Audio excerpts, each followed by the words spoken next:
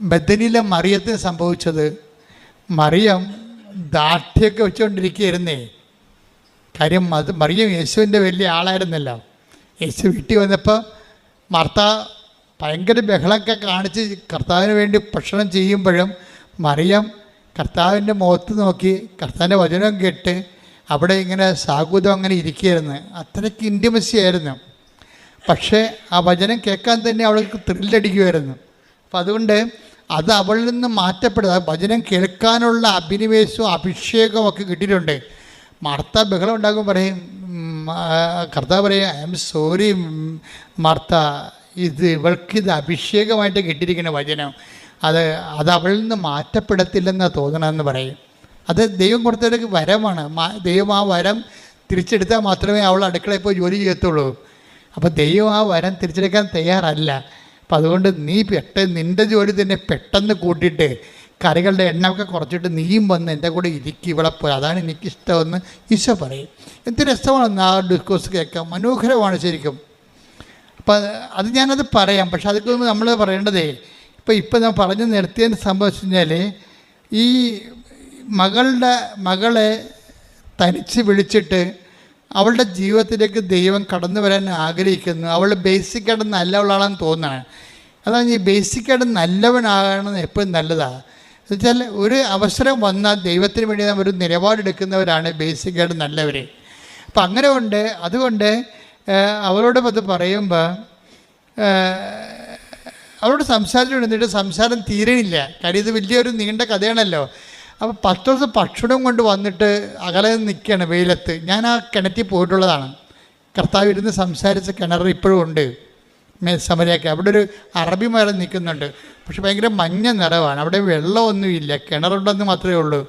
വെള്ളമില്ലാത്ത കാരണം മരുഭൂമി പോലുള്ള സ്ഥലമാണ് സമരിയയിൽ ഈ യാക്കോബിൻ്റെ കിണർ. അവിടെ ഇരുന്നാൽ ഞാൻ അവിടെ ഇരുന്നപ്പോൾ ശരിക്കും ഞാൻ എൻ്റെ കണ്ണ് നിറഞ്ഞു പോയി. കിണറിൻ്റെ അരികിൽ നിന്നപ്പോൾ ഞാൻ പറഞ്ഞു, ഈശോ എന്ത് കഷ്ടമാണ്. ഒരാത്മാവിനെ വീണ്ടെടുക്കാൻ വേണ്ടി ഈ കിണറ്റിൻ്റെ കരയിൽ 43 ഡിഗ്രി ചൂടാണ് അപ്പോൾ ഉള്ളത്. അപ്പൻ്റെ ടെമ്പറേച്ചർ 43 ഡിഗ്രിയാണ്. ആ ചൂടിൽ ഇവളെയും ഇവളോട് സംസാരിക്കാൻ നിൽക്കണ കർത്താവ്. എന്ന് വെച്ചാൽ അതുപോലെയുള്ള ജനലക്ഷങ്ങളാണ്, ഇനി കോടികളാണ് ഭൂമിയിലേക്ക് വരുന്നത്.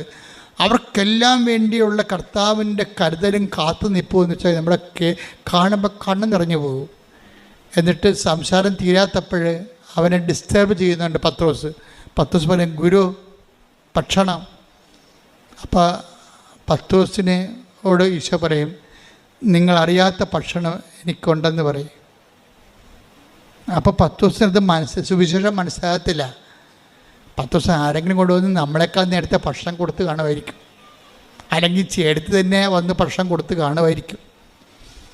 പക്ഷെ സംസാരം എല്ലാം പിരിഞ്ഞ് പോകുമ്പോൾ അവൾ പെട്ടെന്ന് നാട്ടിലിട്ട് പോയിട്ട് വലിയ സുവിശേഷ വേലയൊക്കെ ചെയ്തിട്ട് തിരിച്ചു വരും. അതിനുള്ളിൽ കർത്താവ് പറയും, നിങ്ങളറിയാത്ത ഭക്ഷണം എനിക്കുണ്ട്. എന്താണ് എൻ്റെ ഇഷ്ടം? എൻ്റെ ഭക്ഷണം എന്താണ്? എൻ്റെ പിതാവിൻ്റെ ഇഷ്ടം നിറവേറ്റുകയാണ് എൻ്റെ ഭക്ഷണം.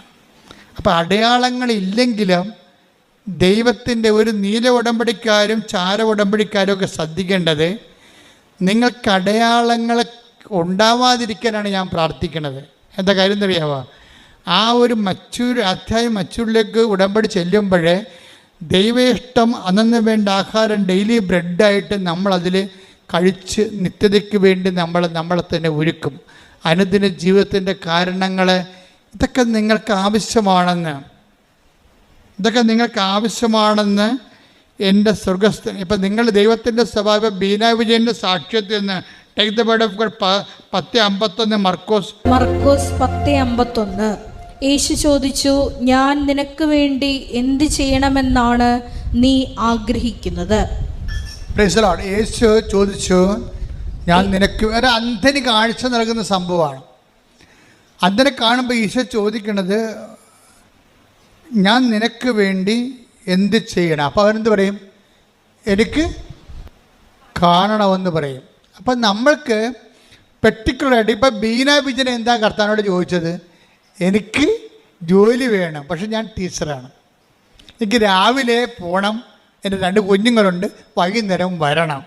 അങ്ങനെ ഒരു നേഴ്സ് ജോലി കിട്ടുക, പക്ഷേ എനിക്ക് ജോലി തരണം, എനിക്ക് കുഞ്ഞുങ്ങളെ പോറ്റണ്ടേ. അപ്പം ഞാൻ എന്ത് 10:51 പറഞ്ഞാൽ എന്താണ്? ഞാൻ എന്ത് പറഞ്ഞേ? ഞാൻ നിനക്ക് വേണ്ടി എന്ത് ചെയ്യണമെന്നാണ് നീ ആഗ്രഹിക്കുന്നത്. അപ്പൊ നമ്മൾ ഈ ഉടമ്പടി വെച്ചിരിക്കുന്ന 6 കാര്യങ്ങൾ നമ്മൾ ആഗ്രഹിക്കണതല്ലേ, അത് നടക്കും. നമ്മൾ ഉടമ്പടി വെച്ചിരിക്കുന്ന 6 കാര്യങ്ങളെ നമ്മൾ ആഗ്രഹിക്കുന്ന കാര്യങ്ങളല്ലേ, അത് 10:51 പ്രകാരം നടക്കും. ജപ്തി ആയാലും, സ്ഥലമില്ലെങ്കിലും, പ്രൊമോഷൻ വേണമെങ്കിലും, നിങ്ങളെ പിരിച്ചുവിട്ട കമ്പനി തിരിച്ചെടുക്കണമെങ്കിലും എല്ലാം നടക്കും. നിങ്ങൾ ഉടമ്പടിയിൽ എന്ത് ചെയ്യണം? നിങ്ങളെ ഉടമ്പടിയിൽ ആദ്യം നിങ്ങൾ എന്ത് ചെയ്യണം? നിങ്ങളുടെ ആദ്യം ദൈവരാജ്യത്തെയും അതിൻ്റെ നീതിയെയും കുറിച്ച് നമുക്കൊരു അന്വേഷണമുണ്ട്. ഉടമ്പടി ഒരു അന്വേഷണമാണ്. എവിടെയാണ്, ഏത് മേഖലയിലാണ് ദൈവത്തിൻ്റെ രാജ്യവും നീതിയും എനിക്ക് നിറവേറ്റിപ്പോൾ. അപ്പോൾ ദൈവത്തെക്കുറിച്ചുള്ള ചിന്തയും ദൈവവചനം അതിൽ അനിർപേക്ഷണീയമായ ഒരു ജീവിത പുനഃക്രമീകരണവുമാണ് ഉടമ്പടി ആവശ്യപ്പെടുന്നത്. ഇതിനകത്ത് വരുമ്പോൾ ഒരു ഭാഗം കഴിയുമ്പോൾ, അടയാളങ്ങളുടെ ഒരു കാലം കഴിയുമ്പോൾ, നമുക്കറിയാമല്ലോ ബൈബിളിൻ്റെ ഒരു ചിട്ടവട്ടങ്ങളിൽ നോക്കിയാൽ മനസ്സിലാകും. ബൈബിള് ഒരു 15-ാം അധ്യായം പറയും. മർക്കോസിൻ്റെ സുവിശേഷം എടുക്കാം.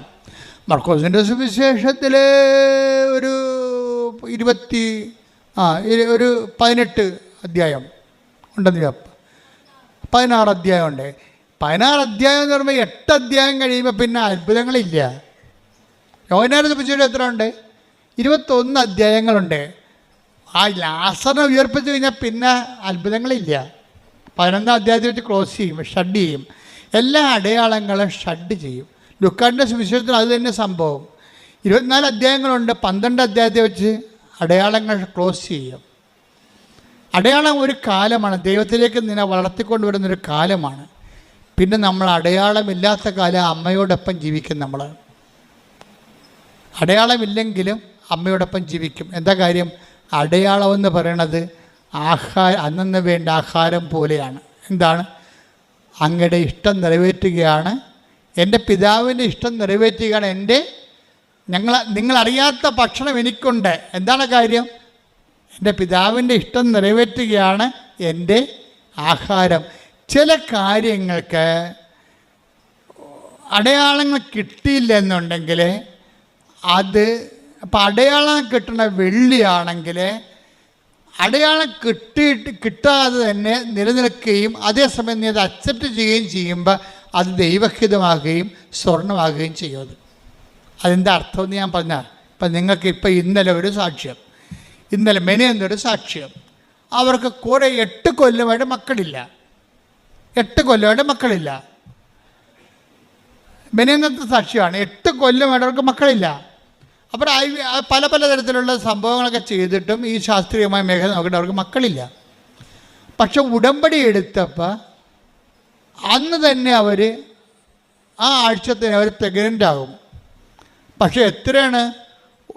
ആ 8 കൊല്ലത്തെ കുടിശ്ശിക അരിയറം തീർത്തുകൊണ്ടാണ്. ഇപ്പോൾ ഒരു കൊല്ലം ഒരു കൊച്ചിനെ പ്രസവിക്കണമെങ്കിൽ അതിനെ വളർത്തി പാലുകുടി മാറണമെങ്കിൽ എന്നെ 2.5 കൊല്ലം വേണമല്ലോ, അല്ലേ? അപ്പോൾ 3 പിള്ളേർക്ക് എത്ര കൊല്ലം വേണം? 2.5 വെച്ച് കണക്കാക്കി കഴിഞ്ഞാൽ 8 കൊല്ലം വേണം. അപ്പോൾ 8 കൊല്ലം പിള്ളേരില്ലായിരുന്നിട്ട് 8ാമത്തെ കൊല്ലം ഉടമ്പടി എടുത്തപ്പോൾ 3 പിള്ളേർ ഒരുമിച്ച് കൊടുക്കുക. അതിൻ്റെ അടുത്ത് അതാണ്. അപ്പോൾ ഒറ്റ ആശുപത്രി കിടപ്പേ ഉള്ളതിൻ്റെ അത്. അല്ലെങ്കിൽ നമ്മൾ ഓരോ കൊച്ചിനും പോയി ആശുപത്രി കിടക്കണ്ടേ? 1 ലക്ഷമോ 1.5 ലക്ഷമോ നിങ്ങളുടെ സാമ്പത്തിക നിലവാരം പോലെ അപ്പോഴപ്പം മുടക്കണം. ഇത് ഒറ്റ ആശുപത്രി കിടപ്പും 3 പിള്ളേർ 8 കൊല്ലം ഒന്നിച്ചു തരാൻ ദൈവത്തിന് കഴിയും. ഞാൻ ആ സാക്ഷ്യം കേട്ടപ്പോൾ ഞാൻ ഞെട്ടിപ്പോയി. ഈ സാക്ഷ്യം ആവർത്തിക്കുന്നുണ്ട്. എപ്പോഴും ഇങ്ങനെ എല്ലാ കൊല്ലവും ഇങ്ങനെ 3 കുഞ്ഞുങ്ങൾ 12 കൊല്ലം മക്കളില്ല, 12ാമത്തെ കൊല്ലം 4 കുഞ്ഞുങ്ങൾ ഒരുമിച്ച് പ്രസവിക്കും. ആ പഴയ സാക്ഷികൾ നോക്കിയാൽ മതി. എന്നുവെച്ചാൽ ഇത്രയും നാളിലെ കുരിശുകയും അരിയറും ചേർത്ത് ഒരുമിച്ച് തരാൻ ദൈവത്തിന് കഴിയും. 4 ആശുപത്രി കിടപ്പും 4 പ്രസവ ലീവിന് പകരം ഒറ്റ പ്രസവ ലീവും ഒറ്റ ആശുപത്രി കിടപ്പും ഒറ്റ തവണ തീർപ്പാക്കും. കണ്ട് ഇത് ദൈവത്തിന് കഴിയണതാണ്. അതാണ് നിങ്ങൾ എന്താണ് ആഗ്രഹിക്കുന്നത് അതുപോലെ ചെയ്യും. പക്ഷേ ഇതൊക്കെ ദൈവം ചെയ്യണത് കാര്യങ്ങളാണ്. ഉടമ്പടി എന്ന് പറയുമ്പോൾ ഇതിൻ്റെ ഒരു വലിയ ഒരു സംഭവമാണ്. അതായത് ദൈവം ഒറ്റത്തവണ തീർപ്പാക്കിയിട്ട് ഇത്രയും നാളുള്ള നിൻ്റെ കണ്ണീരിനെല്ലാം ഒറ്റ ഉത്തരം തരും. പക്ഷേ എന്താ പ്രശ്നം വെച്ച് കഴിഞ്ഞാൽ, പ്രശ്നമെന്ന് പറഞ്ഞാൽ ഞാൻ ഭയങ്കര സീരിയസ് ആണ് ഈ വിഷയത്തിൽ. ദൈവം ഇത്രയും നല്ലവനായിട്ടും ദൈവം ഇത്രയും കൃത്യമായിട്ടും ദൈവം അരിയറ ചേർത്ത് കുടിശ്ശിക സഹിതം കൊടുക്കുമ്പോഴും ആ വ്യക്തിക്ക് ദൈവത്തിലേക്ക് നിനക്ക് 4 കുഞ്ഞുങ്ങളെ കിട്ടി. ഈ 4 കുഞ്ഞുങ്ങളും നീ വളർത്തി വഴിപിഴച്ചവളാക്കുകയാണെങ്കിൽ ഉള്ള അവസ്ഥ എന്താണ്? 4 ആത്മാക്കൾ ജന്മങ്ങൾ നിൻ്റെ കൈ കിട്ടി പാഴാകത്തില്ലേ? അതാണ് പ്രശ്നം. അത് പ്രശ്നമാണ്. മക്കളില്ലെന്നല്ല നീ പറയേണ്ടത് ദൈവത്തോട്. ഒരു കുഞ്ഞിനെ തന്നാൽ ഞാൻ ദൈവത്തിൻ്റെ മകനെ എൻ്റെ രക്തസാക്ഷിയായി നിന്നാലും ശരി, ഞാൻ എൻ്റെ ദൈവത്തിൻ്റെ കുഞ്ഞിനെ പോലെ വളർത്തുമെന്ന് നീ പറയണം. അത് പറയാൻ നീ തയ്യാറാണെങ്കിൽ നീ ഇങ്ങനെ വിഷയം പോലെ പ്രസവിക്കും. എന്താ കാര്യം എന്നറിയാമോ? ദൈവത്തിനെ എനിക്കറിയാം. നമ്മൾ ദൈവത്തിൻ്റെ കരങ്ങൾ കണ്ടാണ് ഇവിടം വരെ എത്തിയത്. അത് ദൈവത്തിന് ഒന്നും പഞ്ഞമില്ല. അമർത്തി കുലുക്കി നിറച്ചളന്ന് അവൻ നിൻ്റെ മടിയിലോട്ട് 6:36 ലുക്കാൻ്റെ സുവിശേഷം. ദൈവത്തിൻ്റെ സ്വഭാവം അതാണ്. പക്ഷെ നമ്മുടെ സ്വഭാവത്താണ് ഇപ്പോൾ പ്രശ്നം വന്നിരിക്കുന്നത്. കാര്യം എന്താണ്? ദൈവത്തിൻ്റെ സ്വഭാവം കാണിക്കുമ്പോൾ നമ്മുടെ സ്വഭാവം ദൈവസ്വഭാവത്തിലേക്ക് കൺവേർഷൻ സംഭവിക്കണം. ഇതിനാണ് നിരന്തര അനുതാപം എന്ന് പറയണത്. നിരന്തര അനുതാപം എന്ന് പറയുമ്പോൾ അമളി പറ്റിക്കഴിഞ്ഞാൽ സമ്മതിക്കാൻ തയ്യാറാകണം. അനുതാപം തുടങ്ങണത് സമ്മതിക്കാൻ തയ്യാറ്. ഇപ്പം ഞാൻ കാനംകാരിയോട് കർത്താവ് പറഞ്ഞു, മക്കളുടെ അപ്പമെടുത്ത് നായ്ക്കൾക്ക് കൊടുക്കുക വിഹിതമല്ല. അപ്പോൾ അവളെന്താ പറഞ്ഞത്? That is right my lord, I am a dog. നീ പറഞ്ഞത് ശരിയാണ്. ഞാൻ തന്നെ വീണ്ടും അനുതാപമില്ലാതെ വീണ്ടും ഞാൻ നായി ഛർദ്ദിച്ചത് തന്നെ പിന്നെയും തന്നെ പറഞ്ഞാൽ ചെയ്ത് തെറ്റ് തന്നെ പിന്നെയും ചെയ്യുന്ന ആളാണ് ഞാനൊരു നായയാണ്. അതാണ് സംഭവം. അതായത് കർത്താവ് അത് വെളിപ്പെടുത്തി കൊടുക്കുമ്പോൾ നായ ഛർദ്ദിച്ചത് തന്നെ അത് മക്കളുടെ അപ്പം എടുത്ത് നായ്ക്കൾക്ക് കൊടുക്കുക വിഹിതമല്ല. നായ്ക്കളെന്ന് പറഞ്ഞാൽ എന്താണ്? ചെയ്ത് തെറ്റ് തന്നെ തെറ്റാണെന്ന് തന്നിട്ട് പിന്നെയും ചെയ്തുകൊണ്ടിരിക്കുന്നത്. എല്ലാവരും, അച്ഛനായാലും കപ്പലായാലും കർത്തനായാലും ആരായാലും, ഇനി കത്തോലിക്കനായാലും ക്രിസ്ത്യാനി ആയാലും എല്ലാവരും നായ തന്നെയാണ്. തെറ്റുകൾ ആവർത്തിക്കണമെങ്കിൽ അവൻ ഒരു നായയാണ്. അതൊക്കെ നായ ഛർദ്ദിച്ചത് തന്നെ. പിന്നെ ഇപ്പം അനുതാപം എന്ന് പറയുന്നത് തെറ്റുകൾ ആവർത്തിക്കാത്ത അവസ്ഥ കൂടിയാണ്. അനുതാപത്തിൻ്റെ ആരംഭം എവിടുന്നാണ് തുടങ്ങണത്? ആദ്യമേ തന്നെ അതിൻ്റെ ABCD എന്ന് പറയുന്നത് തെറ്റുകൾ ആവർത്തിക്കാത്ത അവസ്ഥ. കൃപാസനത്തിൽ പരിശുദ്ധ കുർബാന കൈമാറ്റം ചെയ്യുമ്പോൾ അതിക്ക് മുമ്പ് മനസ്താപനം ചെലുത്തിരിക്കും. എന്താ കാര്യം? മേലിൽ പാപം ചെയ്യില്ലെന്നും എന്നാ പറയണേ. അതിനകത്ത് ഏറ്റവും വലിയ സംഭവം എന്താണ്? നമുക്കറിയാമല്ലോ, നല്ല കുമ്പസാരത്തിനുള്ള കാര്യങ്ങൾ ഒന്നെന്താണ്? മേലിൽ പാപം ചെയ്യാതിരിക്കുന്നതാണ്. അത് അക്രൈസ്തവനായാലും ക്രൈസ്തവനായാലും പഴയ തെറ്റുകൾ ആവർത്തിക്കത്തില്ലെന്ന് കർത്താവിനോട് പറഞ്ഞാൽ അന്ന് മുതൽ ഉടമ്പടി ഫയറാകാൻ തുടങ്ങും. പ്രാർത്ഥിക്കുക, കർത്താവായ ദൈവമേ, ഞാൻ ഉടമ്പടിയിലേക്ക് കടന്നു വന്നാൽ പണ്ട് ചെയ്തു വന്നിരുന്ന പാപങ്ങളെ ആവർത്തിക്കാതിരിക്കാൻ എന്നെ സഹായിക്കണമേ. അവൾ പറഞ്ഞ ഇതാണ്, കർത്താവ് ഇനി ഞാൻ ആവർത്തിക്കത്തില്ല. ഞാനൊരു നായയാണ്, എനിക്ക് അവകാശമില്ല. ഞാൻ തെറ്റുകൾ തന്നെ വീണ്ടും തന്നെ ചെയ്ത തെറ്റുകൾ തന്നെ പിന്നെ ചെയ്യണതാണ്. പക്ഷേ ഇനി ഞങ്ങൾക്ക് ഒരു അവകാശമുണ്ടല്ലോ നിൻ്റെ മുമ്പിൽ. അപ്പോൾ എല്ലാം സമ്മതിക്കും, തൻ്റെ അവസ്ഥകളെ സമ്മതിക്കും, അത് തിരിച്ചറിയും. ഇവിടുത്തെ പ്രോബ്ലം എന്താണ്? നമ്മൾ നല്ലതാണെന്ന് വിചാരിക്കണമല്ല പ്രശ്നം. എനിക്കൊരു കുഴപ്പമില്ല, ഞാൻ ഓക്കെ ആണെന്നല്ല എല്ലാവരും പറയണത്. അതാണ് കുഴപ്പം മുഴുവനും. ഉടമ്പടി കുഴപ്പമെന്ന് പറഞ്ഞ ബോധ്യം. 4ാമത്തെ ബോധ്യം എന്താണ്? ഞാൻ ഓക്കെയാണ്. എന്നെക്കാൾ വിശുദ്ധനോ എന്നെക്കാൾ നല്ല മനുഷ്യനോ ലോകത്തില്ല. അപ്പം നമ്മളുടെ വശം നീതീകരിച്ചു കൊണ്ട് അവസാനം വരെ നമ്മൾ നിൽക്കും. എല്ലാവരുടെ സംസാരം, ഇൻക്ലൂഡിങ് മൈസെൽഫ്, എല്ലാവരുടെ സംസാരത്തിലും സ്വയം നീതീകരണം എന്ന് പറയണത് ശരിക്കും പറഞ്ഞാൽ അനുതാപമില്ലാത്ത അവസ്ഥ തന്നെയാണ്. സ്വയം നീതീകരിക്കണം. പക്ഷെ നമ്മൾ ഓക്കെയാണ്, അവരാണ് കുഴപ്പക്കാരെന്നാണ്. നമ്മൾ ഓക്കെയാണ്, അവരാണ് കുഴപ്പക്കാർ. പക്ഷേ കാര്യം എന്താ പറയണത്? ഞാൻ ഓക്കെ അല്ല കർത്താവേ, അത് ശരിയാണ്, അങ്ങ് പറഞ്ഞ ശരിയാണ്. മറിയവും ഈ അനുതാപത്തിലേക്ക് ആ കാനംകാരി കടന്നു വന്നപ്പോഴാണ് മക്കളുടെ അപ്പം എടുത്ത് അവൾക്ക് കൊടുത്തത്. നിത്യജീവൻ ഉൾപ്പെടെയുള്ള ദൈവാനുഗ്രഹങ്ങളിലേക്ക് അവളെ കർത്താവ് തിരിച്ചു കൊണ്ടുവരികയാണ്. ദൈവത്തിലേക്ക് വരിക എന്ന് വെച്ച് കഴിഞ്ഞാൽ ഒരു അടയാളം. ഇപ്പോൾ എന്തുമാത്രം നോൺ ക്രിസ്ത്യൻസ് ആണോ ഉടമ്പടി എടുക്കുന്നത്? നിങ്ങൾക്ക് തോന്നുന്നുണ്ടോ നിങ്ങളുടെ മകളെ കെട്ടിക്കാനാണ് യേശുക്രിസ്തു ക്രൂശിക്കപ്പെട്ടതെന്ന്? നിങ്ങൾക്ക് തോന്നുന്നു നിങ്ങൾ സ്ഥലം വിൽക്കാനാണ് കർത്താവ് ഉയർപ്പിക്കപ്പെട്ടതെന്ന്? നിങ്ങൾ കർത്താവിൻ്റെ ഉയർപ്പിൻ്റെ ഉത്ഥാനത്തിനും പങ്കാളികളായിട്ട് ഉടമ്പടിയിൽ നിന്ന് പങ്കുപറ്റുന്നുണ്ടെങ്കിൽ ദൈവിക ലക്ഷ്യമെന്ന് തിരിച്ചറിയണം. എന്താണ് കാര്യം? നിത്യതയാണ് എൻ്റെ ലക്ഷ്യം. നിങ്ങൾ പ്രാർത്ഥിക്കേണ്ടത് എന്താണ്? കർത്താവേ, നിത്യത വരെ അങ്ങനെ കൊണ്ട് ജീവിക്കാൻ എന്നെ സഹായിക്കണമേ. പ്രാർത്ഥിക്കുക, കർത്താവേ അനുതാപത്തിന്റെ നീണ്ട സമയ സഞ്ചാരങ്ങളിലെ നിത്യത വരെ ജീവിക്കുവാൻ അങ്ങയോടൊപ്പം ജീവിക്കുവാൻ എന്നെ സഹായിക്കണമേ. ശ്രദ്ധിക്കട്ടെ.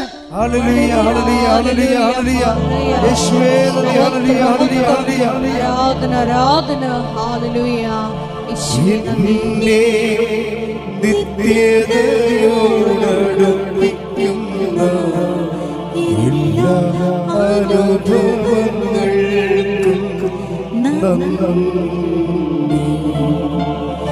എന്നെ നല്ല ശിക്ഷയാക്കിയിടുന്ന എല്ലാ കുറവുകൾക്കും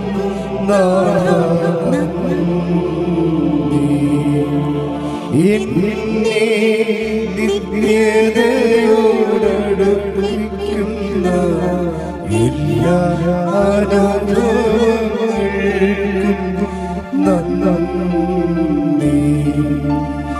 എന്നെ നല്ല ശിക്ഷയാക്കിയിടുന്ന എല്ലാ കുരിശുകൾക്കും നന്ദി.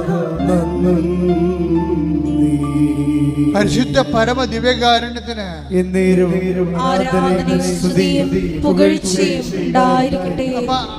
അതായത് അനുതാപത്തിലേക്കുള്ള ആത്മീയ സഞ്ചാരമാണ് ഉടമ്പടിയുടെ വളർച്ച എന്ന് പറയണത്. അപ്പോഴത് നമുക്ക് ചില വിഷയങ്ങൾക്ക് അഭിഷേകം കിട്ടാം. ചില വിഷയങ്ങൾ നമ്മൾ അത് ഇല്ലാതിരുന്ന കാലത്തേക്കാൾ ഇല്ലാത്ത കാലത്ത് ഉള്ളതിനേക്കാൾ മെച്ചമായ ആന്തരികമായ സന്തോഷം ലഭിക്കും. ക്രിസ്തീയ ആധ്യാത്മികത എന്ന് പറയുന്നത് നമ്മൾ ഇന്നുവരെ കാണാത്ത നിധികളുള്ള സ്ഥലമാണ്. ക്രിസ്തീയ ആധ്യാത്മികത ഈശോ നിധി എന്നാണ് വിളിക്കുന്നത്, ട്രഷർ. അത് ഗോപനം ചെയ്താൽ, അത് കണ്ടെത്തിയാൽ പിന്നെ അത് ഗോപനം ചെയ്യണം, മറച്ചു വെക്കണം, പോയി തനിക്കുള്ളത് വിൽക്കണം, ആ നിധി വാങ്ങണമെന്ന് ഈശോ 13 മത്തായി 13 പറയണത്. ഞാൻ നിങ്ങളോട് പറയാൻ ഉദ്ദേശിക്കുന്ന കാര്യം, ഇപ്പോൾ തന്നെ ഉദാഹരണം, ഇപ്പോൾ കാനം കാര്യം എന്താ സംഭവിക്കുന്നത്? അയാൾ പറഞ്ഞു, that is right my lord, അത് ശരിയാണെന്ന് പറഞ്ഞു.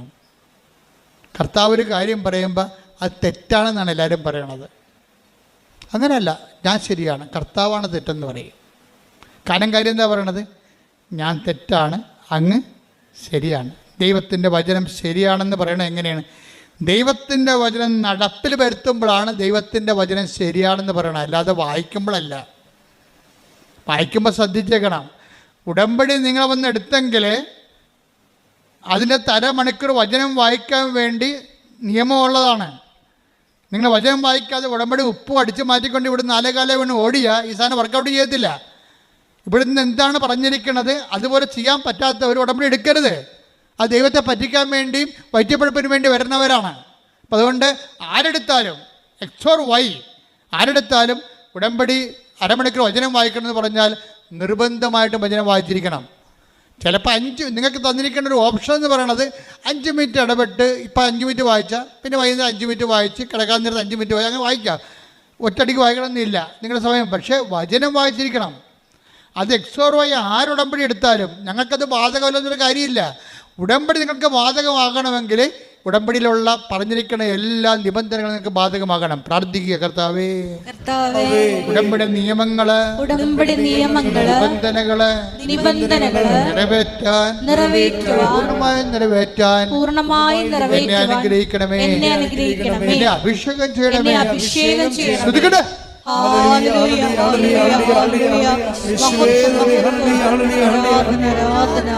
Hallelujah. പരിശുദ്ധ പരമ ദിവ്യകാരുണ്യത്തിന് എന്നേരവും ആരാധനയും സ്തുതിയും പുകഴ്ചയും ഉണ്ടായിരിക്കട്ടെ. നമ്മൾ അതിന്റെ പൂർണ്ണതയിലേക്ക് വരികയാണ്. വീണ്ടും പറയുന്നത് ഇവിടെ എന്ത് സംഭവം? കാനംകാരി അത് ശരിയാണെന്ന് പറഞ്ഞു. അവിടെയാണ് അനുതാപം. നീ പറഞ്ഞത് ശരിയാണെന്ന് പറയണത്. നമ്മുടെ ജീവിതമല്ല ശരി, കർത്താവിൻ്റെ വചനമാണ് ശരി.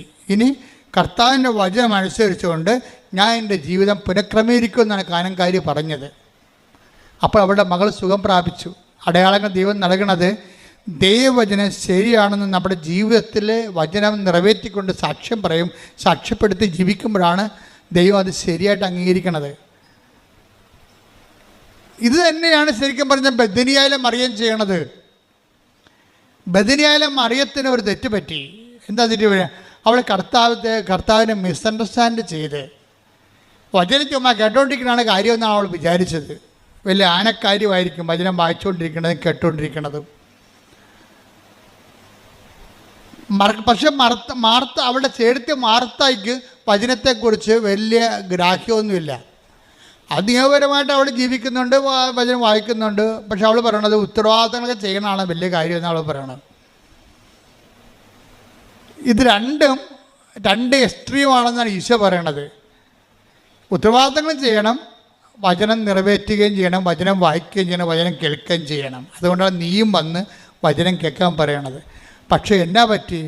ഒരു ഇഷ്യൂ ആ കുടുംബത്തെ ക്രിയേറ്റ് ചെയ്യുമ്പോൾ ആ തൂണും തുണയുമായി നിന്ന ലാസർ അവരുടെ ആങ്ങളെ തന്നെ രോഗിയായി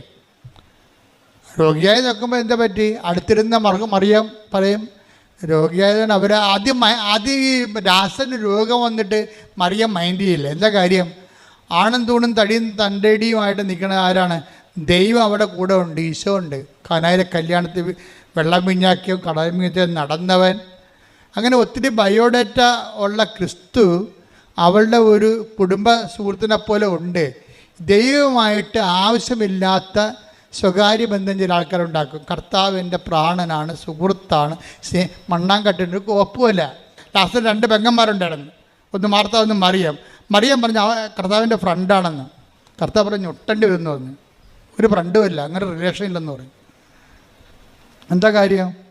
ദൈവമായിട്ട് നമുക്കൊരു മാനുഷികമായ ഫ്രണ്ട്ഷിപ്പല്ല ഉള്ളത്. ദൈവവും ദൈവത്തിന് മക്കളും എന്നുള്ള ഫ്രണ്ട്ഷിപ്പാണ് നമുക്കുള്ളത്. ഈ ഫ്രണ്ട്ഷിപ്പിൻ്റെ സമയത്തുണ്ടായിരുന്ന വിഷയം എന്ന് പറയണത്, ഇപ്പോൾ ഒരു ഇഷ്യൂ ഉണ്ടായി, നമ്മളത് എപ്പോഴും അണ്ടർ ടെസ്റ്റിംഗ് ആണ്. നീ ദൈവത്തിൻ്റെ എന്ത് റിലേഷൻ്റെ നിലവാരത്തിലാണെങ്കിലും ദൈവം പറയും എനിക്ക് ടെസ്റ്റ്, നീ കാര്യങ്ങളൊക്കെ പറഞ്ഞാൽ ശരിയാണ്, പക്ഷേ ടെസ്റ്റ് ചെയ്യാനുണ്ടെന്ന് പറയും. അങ്ങനെ ലാസറിന് പണി കൊടുക്കണത്. ലാസർ ചത്ത് മലക്കും. അപ്പോൾ ഇവിടെ നിലവിട്ട് പോകും. ആരുമില്ലല്ലോ ഇപ്പം. കർത്താവിന് വേണ്ടി ആഹാരം ചെയ്താണ് ഇവർ ഒരു വർഷം മുഴുവനും. കർത്താവിനെ കൊണ്ടിരുന്ന് വചനം പങ്കുവെച്ചതാണ് മറിയം. ഒരു കഥയുമില്ല, കർത്താവില്ല, ആരുമില്ല. ആൾക്കാരൊക്കെ പറഞ്ഞു വിട്ടിട്ടുണ്ട് കൊണ്ടുവരാൻ, ആര് വരാൻ, ചത്ത് ചീഞ്ഞ് അടക്കി തീർന്ന്. എന്നിട്ടില്ല, അവസാനം ഇവരെല്ലാം ഡൗണായി. പ്രാർത്ഥിച്ചിട്ട് എന്ത് കാര്യം? കർത്താവ് വീട്ടിൽ വന്നെന്ന് പറഞ്ഞിട്ട് എന്ത് കാര്യം? ഇവിടെ ഇരുന്ന് സംസാരിച്ചെന്ന് പറഞ്ഞിട്ട് എന്ത് കാര്യം? നമുക്കൊരാവശ്യമില്ല ഉള്ളപ്പോൾ ആരുമില്ലല്ലോ. അതാ, നമുക്കൊരാവശ്യമുള്ളപ്പോൾ ആരുമില്ലല്ലോ. അതായത് എപ്പോൾ ടെസ്റ്റിംഗ് ടൈം എപ്പോഴും നിൽക്കാൻ മനസ്സിലാക്കണം. കർത്താവുമായിട്ട് നിൽക്കുമ്പോൾ നമ്മൾ എന്ത് ജോലി ചെയ്തു, നമ്മൾ എന്ത് കർത്താവുമായിട്ട് ബന്ധമാണ്. ഇപ്പം ഞങ്ങളൊക്കെ ഫുൾ ടൈം കോൺസെൻട്രേറ്റഡാണ്. ഞാൻ. എൻ്റെ ജീവിതത്തിലാണെങ്കിൽ ഒരു ടൈം പോലും ഞാൻ നഷ്ടപ്പെടുത്തിയിട്ടില്ല. എൻ്റെ ജീവിതത്തിൻ്റെ ഏറ്റവും വലിയ വിജയമാണത്. കർത്താവിൻ്റെ മുമ്പിൽ എനിക്ക് തന്നൊരു ദാനമാണ്. ഒരു ടൈം പോലും ഞാൻ വേസ്റ്റ് ചെയ്തിട്ടില്ല, വേസ്റ്റിന് വേണ്ടി ഉപയോഗിച്ചിട്ടില്ല. എല്ലാം സുവിശേഷത്തിന് വേണ്ടിയും സഭയ്ക്ക് വേണ്ടിയും സാംസ്കാരിക കലാവിധങ്ങൾക്ക് വേണ്ടിയും സഭയോട് ബന്ധപ്പെട്ട സമൂഹത്തിന് വേണ്ടിയും പൊതുസമൂഹത്തിന് വേണ്ടിയാണ് ജീവിച്ചത്. ഇപ്പോഴും അങ്ങനെയാണ്, ഒരു സമയം കളയത്തില്ല. പക്ഷേ എനിക്ക് ഇത്രയും കൃത്യമായിട്ട് സുവിശേഷ വേലയായിട്ട് ജീവിച്ചിട്ടും എനിക്കെന്തെല്ലാം പ്രോബ്ലംസാണ് ഉള്ളത്. എനിക്ക് ന്യായമായി ദൈവം തരേണ്ട ഒരു കാര്യം തന്നിട്ടില്ല. ദൈവത്തിന് വേണ്ടി ഒത്തിരി കാര്യങ്ങൾ ദൈവം ചെയ്തിട്ടുണ്ട്, അതിന് എന്നെ പങ്കെടുപ്പിച്ചിട്ടുണ്ട്. അത് ഞാൻ സന്തോഷമായി. ഇപ്പം നിങ്ങൾ ദൈവത്തിന് വേണ്ടി തന്ന കാര്യമാണ് ഉടമ്പടി, ദൈവത്തിന് വേണ്ടി തന്ന കാര്യമാണ് നിങ്ങൾ. അത് ഞാൻ നന്നായിട്ട് ചെയ്യുന്നുണ്ട്. പക്ഷേ ഇതുപോലും ആരോഗ്യത്തോടെ ചെയ്യാൻ വേണ്ടി ദൈവം അനുവദിച്ചിട്ടില്ല. എന്താ കാര്യം? ഒരു കൈ കർത്താവിനെ പിടിച്ചുകൊണ്ടേ നടക്കാൻ പറ്റത്തുള്ളൂ. അതെപ്പോഴും നമ്മൾ ശ്രദ്ധിക്കണം. എന്നോട് കാണിക്കാത്ത കാരുണ്യം നിങ്ങളോട് കാണിക്കുമോ? എന്താ സംഭവിച്ചു കഴിഞ്ഞാൽ, കാണിക്കാൻ പറ്റണമെന്നൊന്നും ഞാൻ പറയണില്ല, പക്ഷേ ഇതൊരു മനസ്സിലാക്കേണ്ട സത്യമാണ്. നമ്മൾ ദൈവത്തിൽ അടുക്കുമ്പോൾ ആൾക്കാർ ദൈവത്തിൽ അടുക്കണത് എന്താണ്? നമുക്ക് പ്രശ്നമൊന്നും ഉണ്ടാകരുത്, അത് വേണ്ടിയാണ് ദൈവത്തിൽ എടുക്കുന്നത്. നാളെ പിള്ളേർ പള്ളിക്കൂടത്തിൽ പോകുമ്പോൾ പട്ടി കടിക്കരുത്, അതിനാണ് കുടുംബപ്രാർത്ഥന നടത്തുക. എന്നാ കുടുംബപ്രാർത്ഥന? അല്ല വല്ല അബദ്ധം ഉണ്ടാകും, വല്ല അപകടം ഉണ്ടാകും. അപ്പോൾ ഈ പേടിച്ചിട്ടാണ് കുടുംബപ്രാർത്ഥന നടത്തുന്നത്, അല്ല ദൈവത്തെ സ്നേഹിച്ചിട്ടല്ല. പല അണ്ണന്മാരും പള്ളിയിൽ പോണതും പല അണ്ണന്മാരും കുടുംബപ്രാർത്ഥന നടത്തേണ്ട കാര്യം എന്താണ്? നമുക്ക് പണി കിട്ടല്ലേ കർത്താവേ, നമുക്ക് പണി തരുന്നത് കേട്ടോ, പണി തരാതിരിക്കാൻ വേണ്ടിയാണേ. അത് ദൈവത്തിന് അറിയാം. എന്ന് വെച്ച് കഴിഞ്ഞാൽ പേടിച്ചിട്ടാണ് പല കാര്യങ്ങളും ചെയ്യണത്. അങ്ങനെയല്ല, ദൈവത്തിനെ സ്നേഹിച്ചിട്ട് ചെയ്യണതിലേക്ക് നീ ഒരു ടെസ്റ്റ് തരും. അപ്പം ടെസ്റ്റ് തന്നപ്പോൾ എന്ത് പറ്റി? ടെസ്റ്റിൽ മറിയം തോറ്റു. മാർത്ത, വചനം കേൾക്കാത്ത മാർത്ത അപ്പഴും പിടിച്ചു നിന്ന്. 4 ദിവസം കഴിഞ്ഞപ്പോൾ ചീഞ്ഞപ്പോൾ ആൾ വന്നിട്ടുണ്ട്, കർത്താവ് വന്നിട്ടുണ്ട്, ചീഞ്ഞ ആള്. ആ കുഴിമാടത്തിന് പുറത്ത് വരെ മണമാണ്, അടുക്കലെന്നാണ് ശിഷ്യന്മാർ പറയണത്. ഇപ്പം കർത്താവ് അവിടെ വന്ന് നിൽക്കണമെന്ന് കണ്ടപ്പോൾ മറിയാൻ പറഞ്ഞു, വരിക പോവുകയും ചെയ്യട്ടെ, നമുക്കെന്താണ്? വരിക പോവുകയും ചെയ്യട്ടെ, നമുക്കെന്താണ്? കാര്യം നമുക്ക് വരാനുള്ളതിനെല്ലാം വന്ന്, വരാനുള്ള വഴി തങ്ങുക, പോകാനുള്ളവൻ പോയി. ഇനിയിപ്പോൾ ആര് വന്നിട്ട് എന്ത് കാര്യം, പോയിട്ട് എന്ത് കാര്യം? മറിയം പോയില്ല, മറിയം തോറ്റു ആ പരീക്ഷയ്ക്ക്. മാർത്തായാണ് ഇടിച്ചേലിൽ കയറണത്. മാർത്തായ എന്തിന് അവിടെ ചെന്നിട്ട് പറയുവേ, എന്താണ്? കർത്താവേ, നീ ഇവിടെ ഉണ്ടായിരുന്നെങ്കിൽ. ഒരു വചനം കേൾക്കാത്ത പാർട്ടിയാണ്, പക്ഷെ വിശ്വാസ ജീവിതം കറക്റ്റാണ്. നീ ഇവിടെ ഉണ്ടായിരുന്നെങ്കിൽ എൻ്റെ സഹോദരൻ മരിക്കില്ല. പക്ഷേ നീ ദൈവത്തോട് ചോദിക്കണത് എന്തും ദൈവം നിനക്ക് നൽകുമെന്ന് ഇപ്പോഴും എനിക്കറിയാം. അതാണ് മാർത്തയുടെ വിശ്വാസം. വല്ലാത്ത വിശ്വാസമാണ്. കഴിഞ്ഞ ദിവസങ്ങളിൽ ജോമോളനോട് പറഞ്ഞ്, ഇവളെ പഠിപ്പിച്ച ആരോ ഉണ്ടാക്കി വിളിച്ച് പറഞ്ഞ്, ഗ്രീക്കിൽ എഴുതിയിരിക്കണത്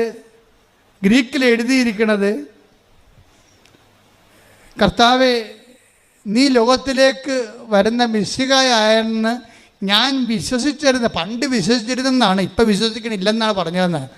ഞാൻ പറഞ്ഞു, നീ ചെന്ന് ആ മരമണ്ടനോട് ചോദിക്കുക. എന്താ ചോദിക്കേണ്ടത്?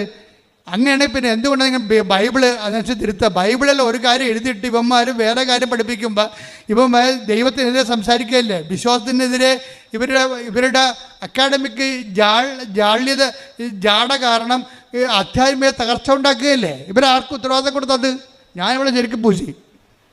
എന്താ കാര്യം വെച്ചാൽ, കർത്താവിൻ്റെ വചനത്തിൽ എഴുതിക്കുന്നത് നമുക്ക് വ്യക്തിപരമായ വ്യാഖ്യാനത്തിനുള്ളതല്ലത്. മർക്കോസ് എന്താ പറഞ്ഞത്?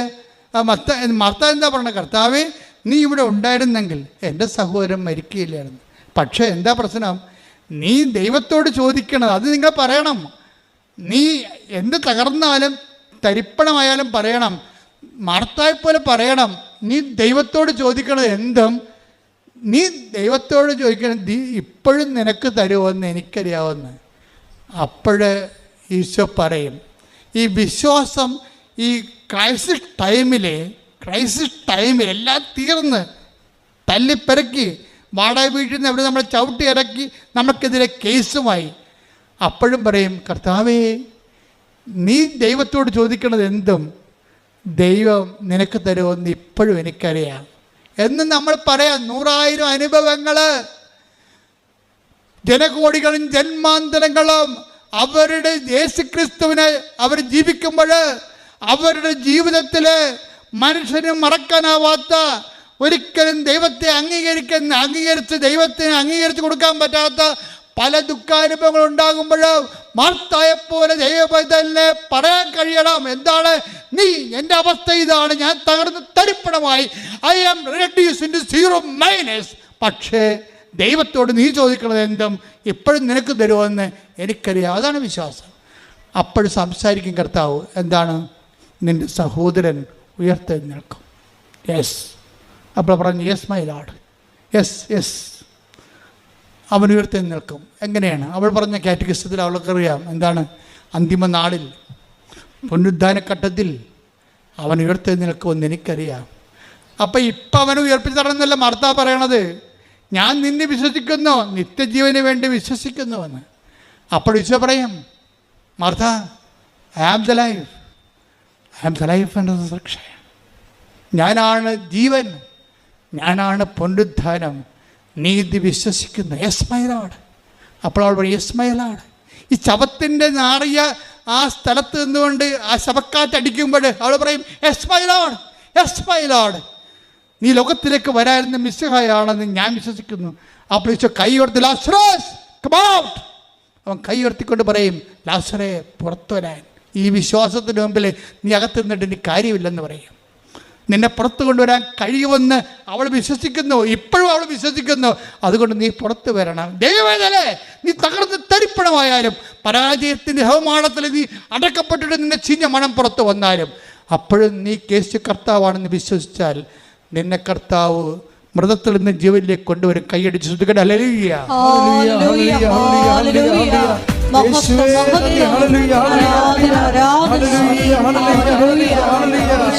നന്ദി.